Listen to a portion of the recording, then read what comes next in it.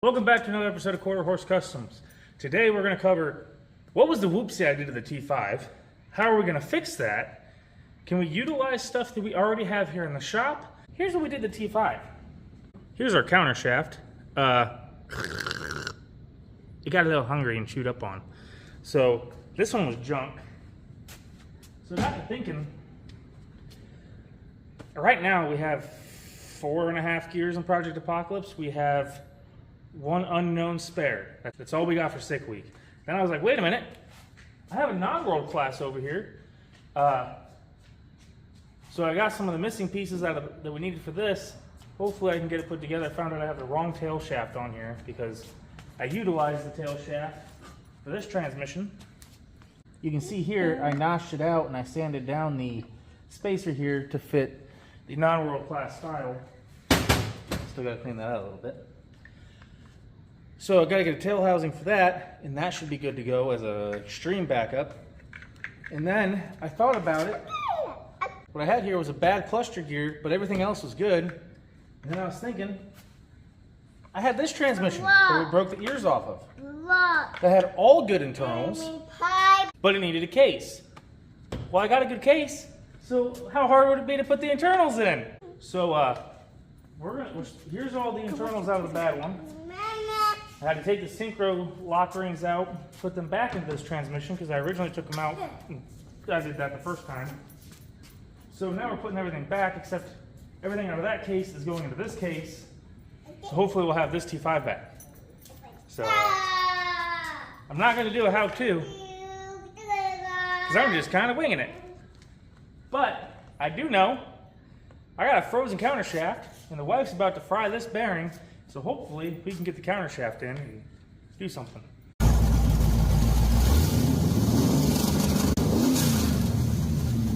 Here's our cluster gear.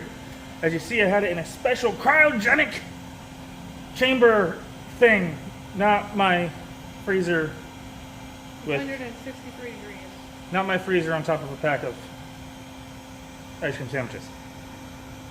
Now hopefully I can get this ice off so that way we can put that bearing right onto here. All right. Turn on low. Let's get this counter shaft in here.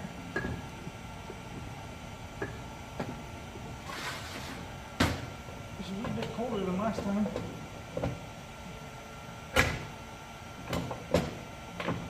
Counter shaft. In. All right. Here we go. Turn off. You don't have to. No. Nope, I ain't gonna do that. You gotta have to press it.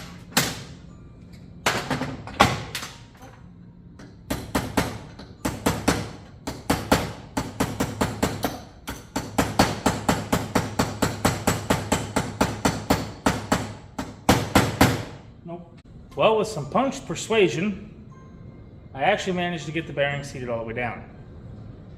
So, now we can move forward with this plan, and maybe, I don't know, maybe. And now we have a counter shaft.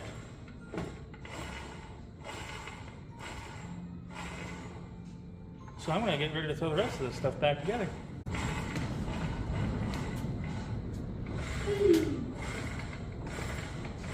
So I did find out in my research, the difference between the world class and the non-world class is some of the gearing, synchros and parts, but the main things that make them so they're not universal is the bearing type. We have, these are what we're in a non-world class, these roller style bearings, and then you have tapered bearings in a world class. So when we finally decided to use tapered bearings like the rest of the world, we became world class. Because it ain't for their strength, am I right? It's okay, little buddy. It's not like we're putting you behind a stroker again. Alrighty, now I'm going to go ahead and get the backing plate on here. I did find out that if I need to shim it, 8/8 rear differential shims will work as well to help shim that out the right. That way we have no in and out play. So I'm going to go ahead and get all that done, and then I'll bring you guys back for when we shove that cluster fluck back into here. Alright, so here's our gear in there. We got a new magnet in there and everything. I used the shim from that transmission. Don't remember which one it was. Basically, I just tried out this shim. It was the thinnest one, had a little bit of play. This made it too much, so I went up to that one, which was like perfect, just a little bit bigger. So it spins real nice. It doesn't have any back and forth. So now I got to take that fluster cluck and put it in here. Should be fine.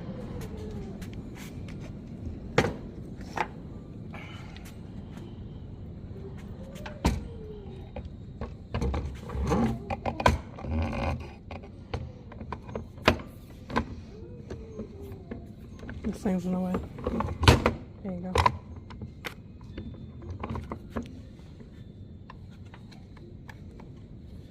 Actually engage that. Maybe going forward will be better. See if maybe having that back makes it easier. Probably not, because it looks like it went the wrong way. I think you did go the wrong way. That's fine. Oh, maybe, maybe not. Maybe. Get stuck right on that tooth. That's just what we want. Yeah, let's put this guy back. There it goes. See? Alright, now drop this guy down.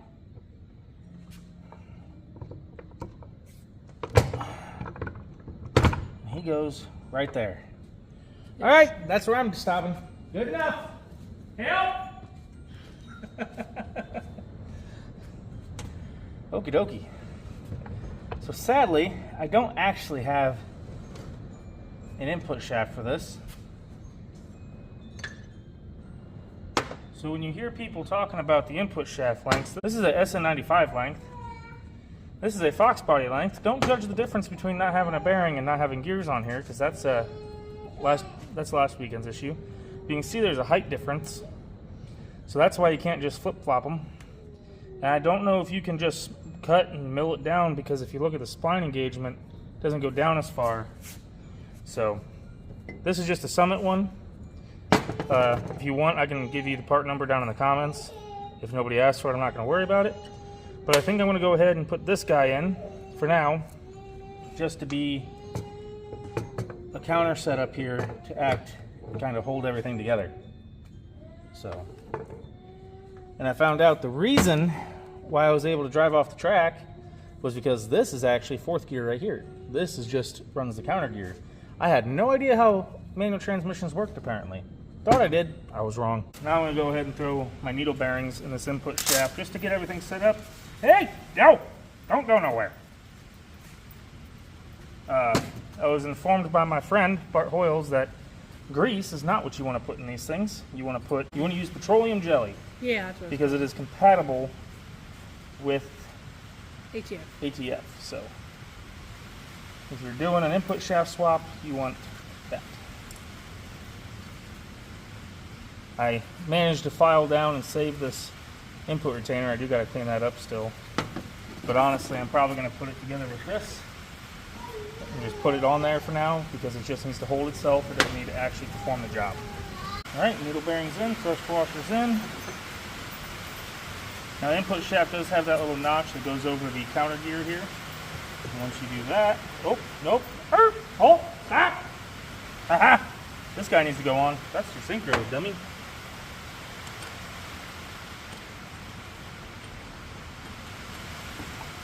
To the left, to the left, to the right, to the, oh, there it is. To the left, to the left. Alright, there's that. Go ahead and clean this real quick, I'll be right back. Alright, well, let's be on the safe side. Let's go ahead and throw one of these shims back here. Pop this in. Again, this isn't actually going to be ran like this. This is just when I put it together to see if it actually, like, I don't know, still somewhat resembles a transmission after I'm done. Alright, so this big beefy bastard is 5th gear. Synchro seems to spin, grab. So that should be pretty good.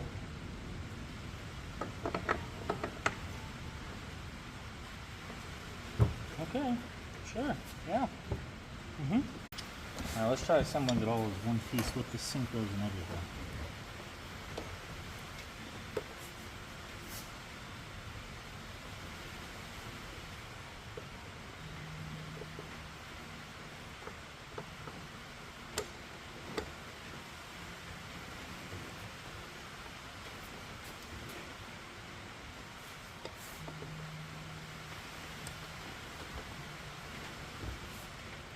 know, you are making this job 10 times harder than it has to be there, my friend.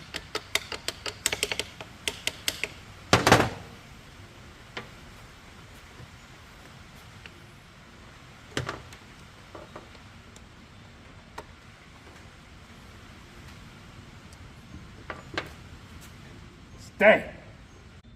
I need bigger snap ring pliers. Hey, come here real quick. Take that. Okay. Yep. Mm-hmm. Tap right there. Good? Mm-hmm. A little more. Okay.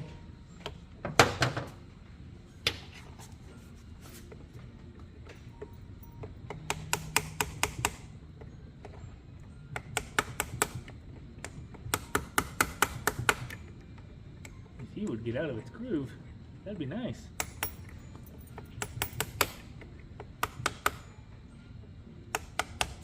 Ha! Who needs snap ring pliers? We have hammers! Don't do that. Don't do that, please. No! Damn it! Go back. What do you expect when you pull on it? I don't know. It doesn't usually listen.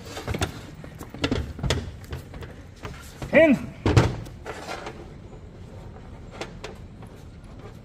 don't even know what that one was for.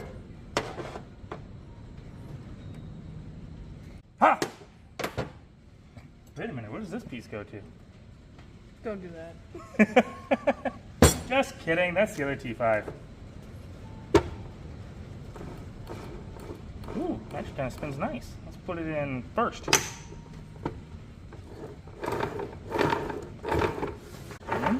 Okay. Second.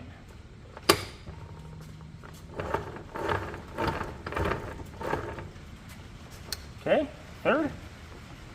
Kind of hard to, oh, there we go. Try not to push the bearing back out. Third. Fourth! Well, I mean, that doesn't really matter because we had fourth anyway. Ha!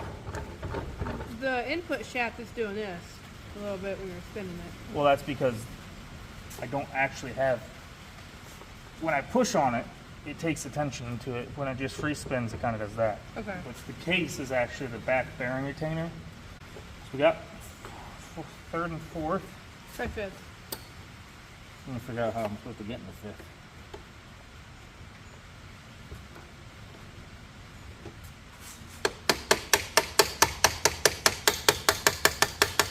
Get the pin in? Yeah. I just can't pull this lever enough. Fifth. Now we just gotta Put it together.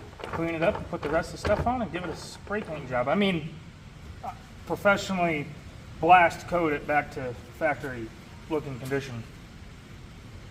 Nope, definitely not. Now listen here folks, if you are in gear and you can grab the input and rear and go like this, your transmission may look like this. Woo! Not using RTV on this build.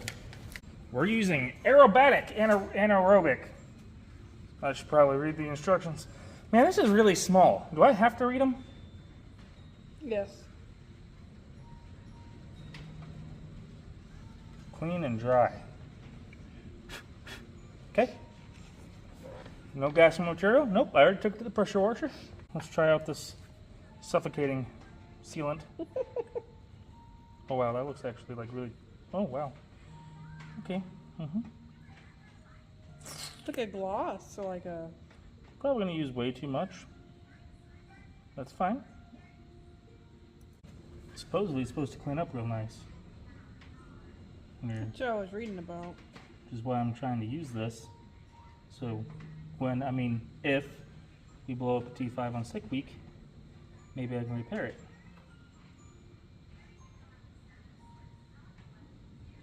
I just don't know where I'm gonna get a freezer and oven from. Excuse me, ma'am, may I shove this counter shaft in your refrigerator?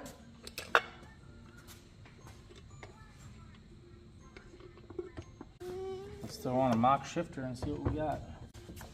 First gear. Second gear. Okay.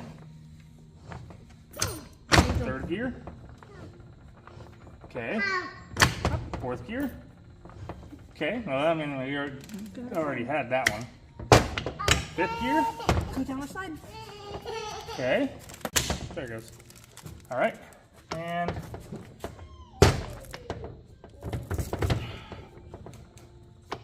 nope. Oh, there it goes. There we go. Two really stout gears, this thing. Yeah. We have reverse. So, depending on if it winds like a toddler, we have 1, 2, 3, 4, 5 more gears than we had previously. And this case is nice and cleaned up, and we got one more thing to do tomorrow. But I'm gonna finish bolting this up. Well, she's all back together, and tomorrow we can spray paint it cast aluminum gray. So I think that's a win. I think we can do this, and then hopefully we can take these parts and later on and put them into the transmission that we're running right now and fix 2 transmissions with 1. That's the goal, at least. See you tomorrow. Well, here she is. Brand new case T-5. Nope. Not even a good tail, not even a new tail housing. Reconditioned. Had the wife pick me up some bolts. Apparently we have enough to do 1 or 2 more. So I could actually get the shifter on here, and it does go into gear. And it does do the thing. So I'm happy with that. It feels really good. I mean, it's just like popping right in like it's supposed to. Even 5th pops in now, so I think we're good to go. All I gotta do is get an input shaft and an input shaft retainer, and it should be pretty good to go back in the car. I got a motor swap to do for a buddy, so I might not be able to get to this right away. But I'm thinking about not fully winterizing Project Apocalypse, so that way I can test out the transmissions, because I need to test out this one. We're picking up a tail shaft housing for this one on Friday. And then hopefully pulling the one that's in there out using these parts to fix that one. I think you should do it. That way we can just keep reutilizing what we have, so that way we're not just, you know... Possibly going to get a couple more this weekend. That way we're not just hunking it off to scrap, and then, like the wife said, we might be going to pick up some of the ones my dad's grenaded. Maybe we can fix those for him. So, I don't know. This might be something it wasn't really bad of a job. Like I said, this wasn't a how-to video. It's just, hey, the guy did it in his garage. Barn. Barn. Barn. Thanks, Top Cut. So that's pretty much all I got for you today. Thanks for watching. Hope you liked it. Hopefully this T5 works.